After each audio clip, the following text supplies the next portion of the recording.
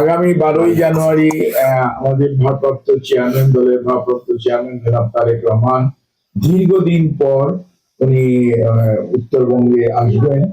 উনি মেইনলি আবু সাইদ 2 আগস্টের যে শহীদ, শহীদ আবু সাইদের কবর জিয়ারত করবেন। তার পরবর্তীতে উনি নানা নানি এবং বড় খালা খুশি জ্ঞান হক ওনাদের কবর জিয়ারত করবেন। এই কর্মসূচি তিনি বগুড়া থেকে ইনশাল্লাহ 12 তারিখে পীরগঞ্জ হয়ে তারপরে নবাবগঞ্জ, বিরামপুর, আমরা আশা করি যে ওই দিন, যেহেতু নবাবগঞ্জে ওই দিন আবার আমাদের দেশনেত্রী বেগম খালেদা জিয়ার জন্য দোয়া মাহফিল আছে, বিরামপুরে আমাদের দোয়া মাহফিল আছে। আমরা খুবই আশাবাদী ইনশাআল্লাহ উনি ওই দিন আমাদের দোয়া মাহফিলে যে শরীক হবেন।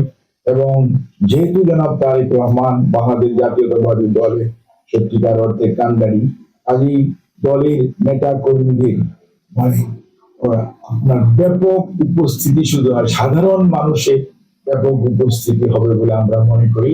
উনি সবচেয়ে জনপ্রিয় নেতা এই মুহূর্তে। কাজেই ওনার এই জনপ্রিয়তা গত 25শে ডিসেম্বর আপনারা দেখেছেন।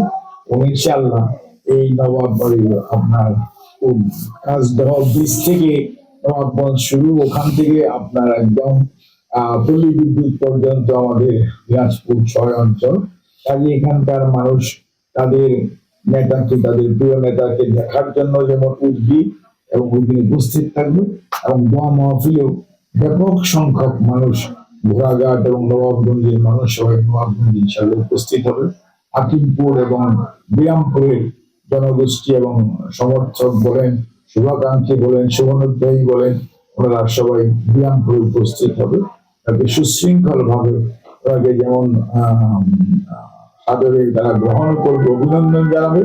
অন্যদিকে যেহেতু নির্বাচনের আরপিও অনুযায়ী এইটার মধ্যে কোনো জাঁকজমক করার কোনো সুযোগ নেই, আর যেহেতু দেশনেত্রী বেগম খালেদা জিয়া মাত্র 30শে ডিসেম্বর উনি ইন্তেকাল করেছেন, কাজে বিএনপি এরকম জাঁকজমক করে কোনো কিছু করার কোনো প্ল্যানিং নেই।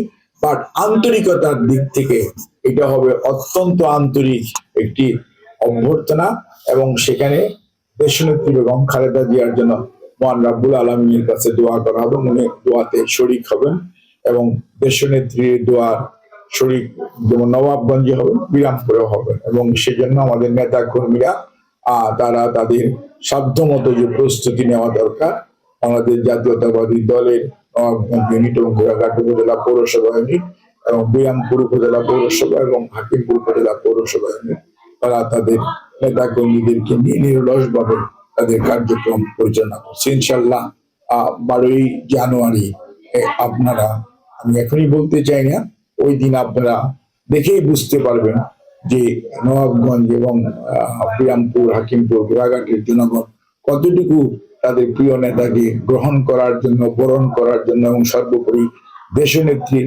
দোয়া কামনার জন্য উদ্গ্রীব হয়ে আছে।